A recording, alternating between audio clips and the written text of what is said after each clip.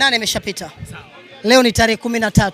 Right? 14, right? Hatuwezi kuzungumzia mambo ya tarehe 8, yameshapita. Tunahitajika kuzungumza mambo ya leo. Lakini jambo moja tunataka kukwambia, kutokana na muda ni mfupi sana. Leo ningelikuwa mimi ndio referee.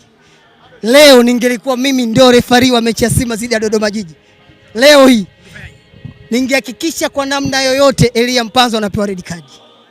Elia Mpanzu tena? Leo kuna makosa kafanya? Ningelikuwa ndio referee. Ningehakikisha, ningetafuta sababu yoyote Elia Mpanzu anapata red card. Wote performance kwa Elia Mpanzu brother. Okay, yani kiwango bora kiasi ambacho Lisa anawanyanyasa wenzie. Moja ya mchezaji aliyokuwa mwiba Simba zile Dodoma Jiji, basi mweke Elia Mpanzu. Kafanya unyama sana. Brother, nchi yetu ina shida ya mawinga. Timu zetu zina shida ya mawinga. Hatuwadharau waliokuwepo, hatuwadharau waliopita, lakini lazima tutengeneze heshima kwa wachezaji ambao wanaonyesha kunyanyua mpira wetu wa Tanzania. Brother, sina maneno mengi ya kusema leo. Kutokana tupo kwenye mwezi mtukufu wa Ramadhani, lakini vile vile pia tupo kwenye mwezi wa Kwaresma. Miezi hii nataka kusema ukweli tu. Leo wewe ungekuwa referee ungeomba tu akapumzike ili asiwadhalilishe Dodoma Jiji. Yeah, of course. Ina maana wewe unaamini Mpanzu leo alistahili kuwa man of the match? Hata aliyepewa pia amestahili. Lakini ungekuwa referee usingeomba Kibu atoke. Yeah, Kibu nilitamani acheze kwa muda mrefu sana.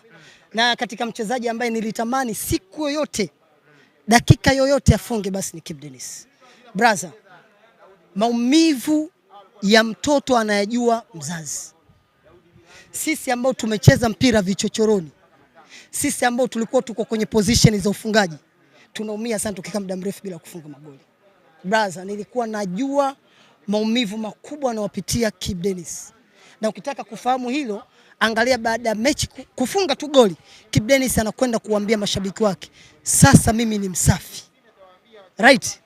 Kwa hiyo inawezekana na yeye kwenye saikolojia yake ilikuwa inamuumiza kwa kuishi siku 365 na plus yake bila kufunga bao.